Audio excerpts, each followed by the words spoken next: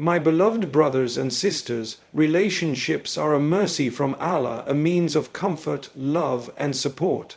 The Quran describes marriage as a bond of tranquility, affection, and mercy, and friendships as ties that help us walk together on the path of goodness.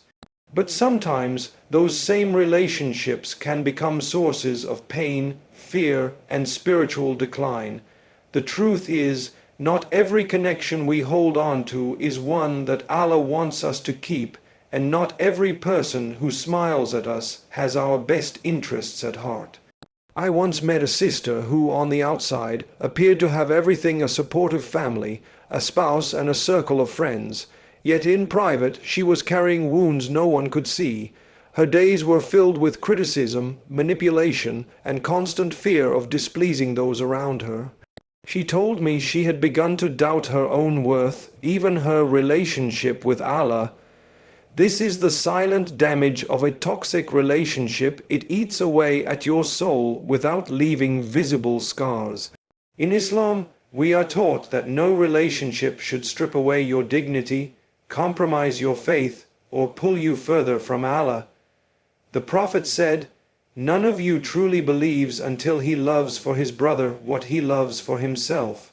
If the relationship you are in is built on selfishness, control, or abuse, it is far from the standard Islam sets for us.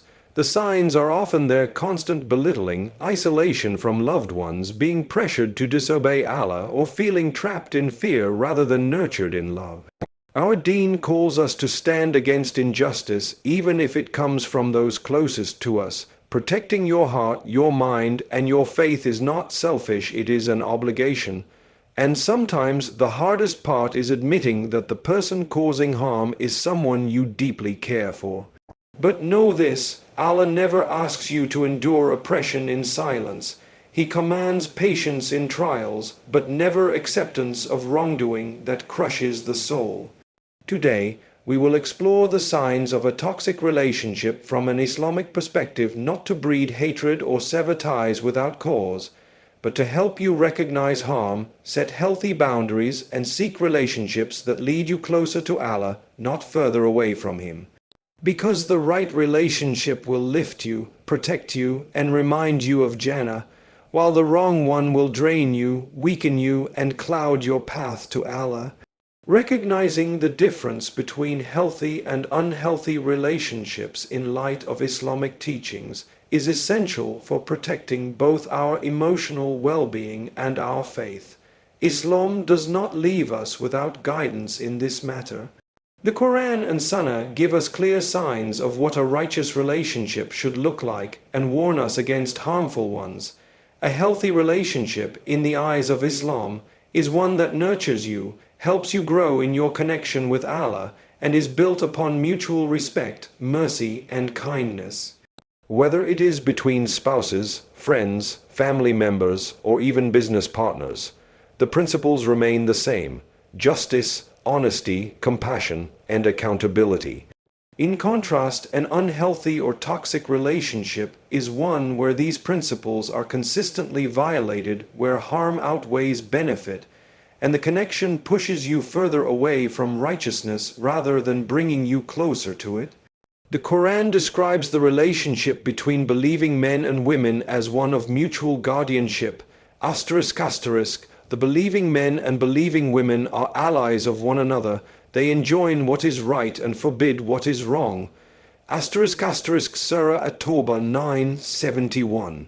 This verse sets the foundation. Healthy relationships are those in which both parties work together to encourage good and discourage harm, where advice is given with sincerity and love, and where both people feel safe to be their true selves while striving to please Allah.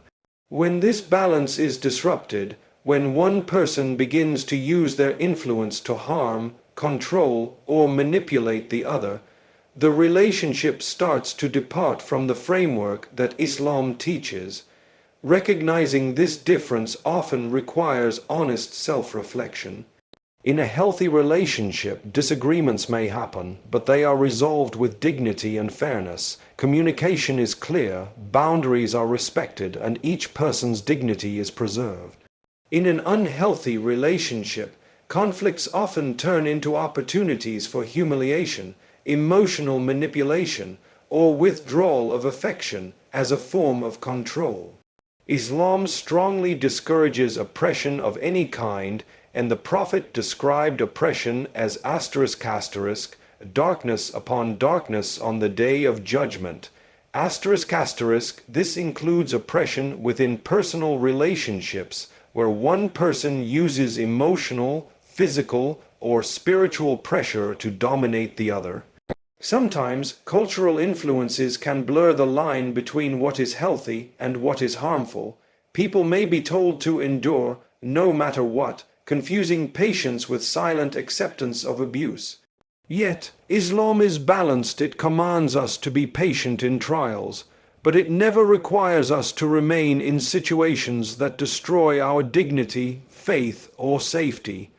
The Prophet himself stood against injustice, even if it came from within his own tribe. If we are in a relationship that constantly drains our energy, erodes our self-esteem, or causes us to compromise our obligations to Allah, it is a sign we must reassess its nature. Recognizing the difference also means looking beyond surface appearances. A toxic relationship is not always loud or visibly abusive. Sometimes it is quiet and subtle. It can manifest as constant criticism disguised as advice, emotional withdrawal as a way to punish, or being pressured to disobey Allah in order to keep the peace. A healthy relationship, on the other hand, will bring a sense of security, even during disagreements. It will make you feel valued, heard, and encouraged to be your best self in the sight of Allah. The more we study the examples of the Prophet and his companions, the clearer the distinction becomes. His relationships were built on gentleness, respect, and mutual understanding. Even in moments of correction, he never belittled or humiliated. Understanding this standard allows us to measure our own relationships against the scale of Islamic values, helping us identify when something is truly healthy or when it has crossed into the territory of harm. Understanding how toxic behavior affects the heart, faith, and overall well-being is crucial because the damage it causes often goes far deeper than what is visible. In Islam, the heart is the most important part of a person's being. The Prophet told us, indeed, there is a piece of flesh in the body.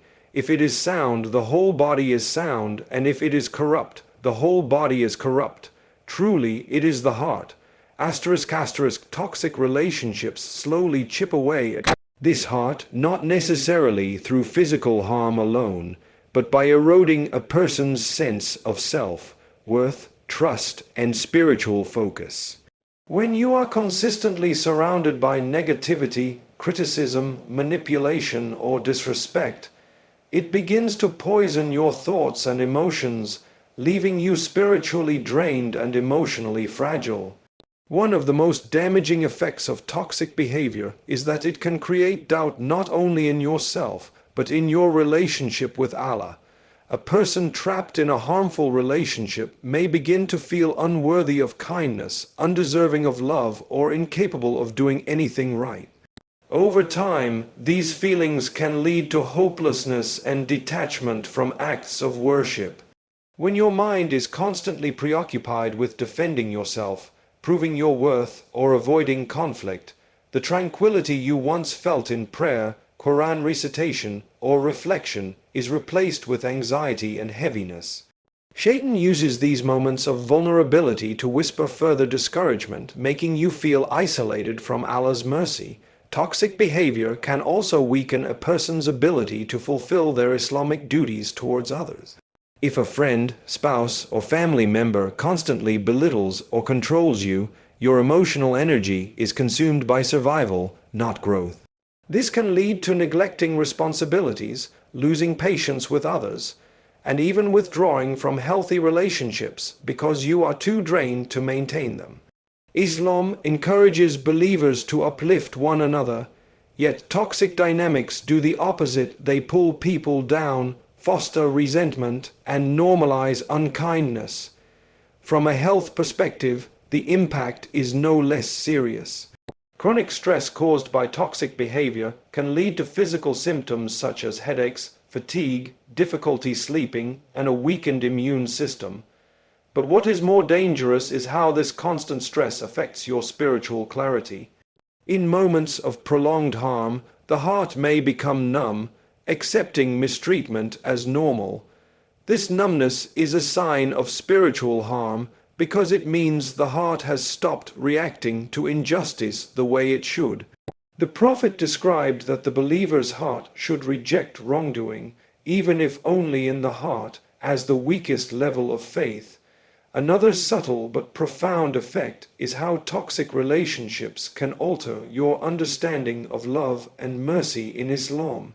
When kindness is replaced with control, when encouragement is replaced with criticism, and when compassion is replaced with fear, a person may start to believe that this distorted version of love is acceptable or even deserved. This is dangerous because it shapes how you approach other relationships and how you teach the next generation about values. Children who grow up witnessing toxic behavior may internalize it, repeating the same harmful patterns in their own lives unless they are taught otherwise. Islam teaches that the believer is like a mirror to their brother or sister, reflecting what is good and helping to remove what is harmful. Toxic behavior is the opposite of this. It clouds the mirror, distorting the reflection until a person no longer sees themselves clearly. Recognizing this effect on the heart, faith, and well-being is the first step toward reclaiming emotional clarity, restoring a healthy connection with Allah, and surrounding yourself with people who bring you closer to Him rather than pulling you away. Identifying patterns of emotional, spiritual, or physical harm that Islam warns against requires both self-awareness and knowledge of the principles our faith teaches about human interaction. Islam places a great emphasis on kindness, fairness, and respect in all relationships, whether between spouses, friends, family members, or colleagues. The Prophet said, **, a Muslim is the one from whose tongue and hand other Muslims are safe. **, this hadith sets a clear standard. If someone's words or actions consistently cause harm, fear, or humiliation, it is a sign of a pattern that goes against the character of a believer. Emotional harm can take many shapes: constant criticism, belittling comments, shaming, guilt, tripping, or manipulation that makes a person feel they are always at fault. Over time, these behaviors strip away confidence and create a climate of fear instead of love. Spiritual harm is even more serious, because it not only affects your worldly well-being but your connection with Allah. This can happen when someone pressures you to commit sins, discourages you from acts of worship, mocks your religious practices, or creates an environment where you feel embarrassed to live by your Islamic values. It can also appear in more subtle ways. For example, when a person uses religion itself to manipulate or control, twisting verses or hadith to justify their wrongdoing.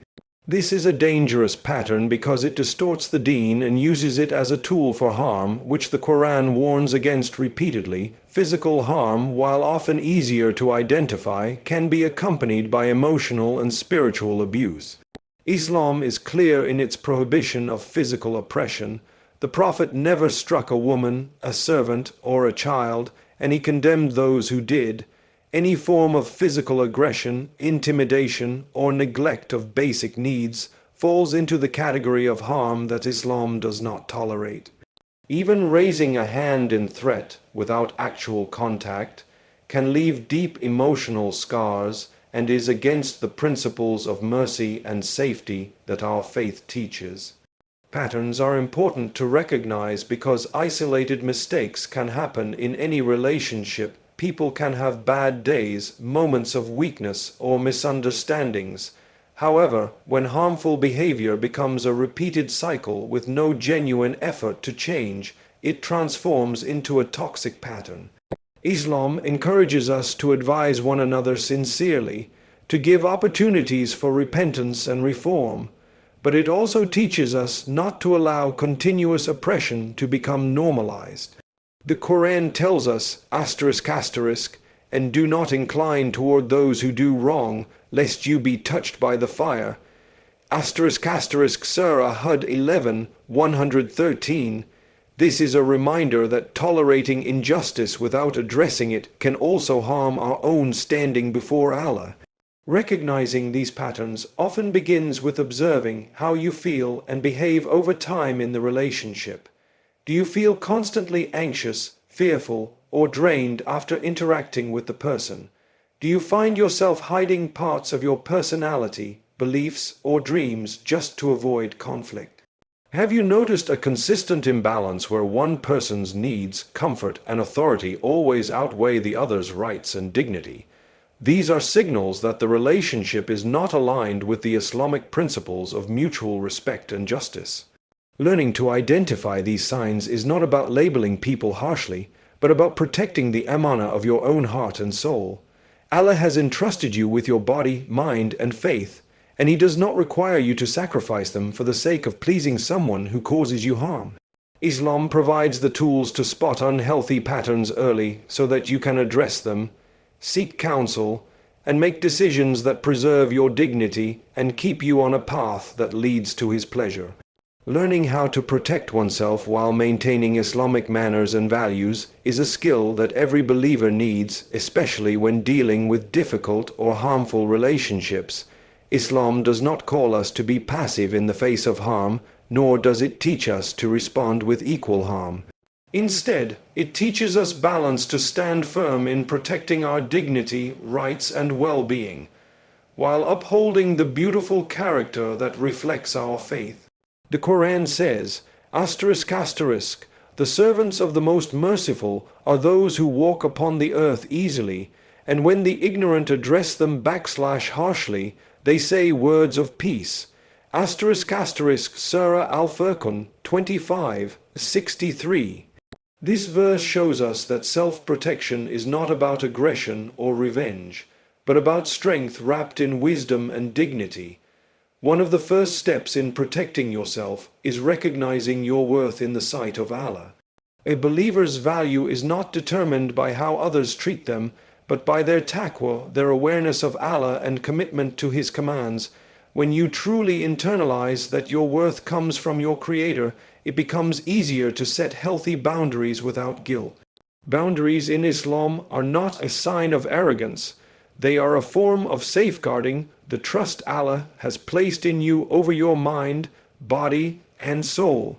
If someone consistently disrespects you, manipulates you, or causes you harm, maintaining distance or limiting their influence over you can be an act of self-respect and obedience to Allah. Protecting oneself also requires wisdom in communication. The Prophet demonstrated how to address wrong with firmness, but without unnecessary hostility. He corrected mistakes, confronted injustice, and spoke the truth with clarity, yet always maintained his noble manners. This example teaches us that we can say no, we can express our discomfort, and we can refuse harmful behavior without stooping to the same negative behavior ourselves. In situations where direct confrontation may escalate harm, Islam allows us to seek help from trusted individuals, community leaders, or authorities who can mediate and provide support.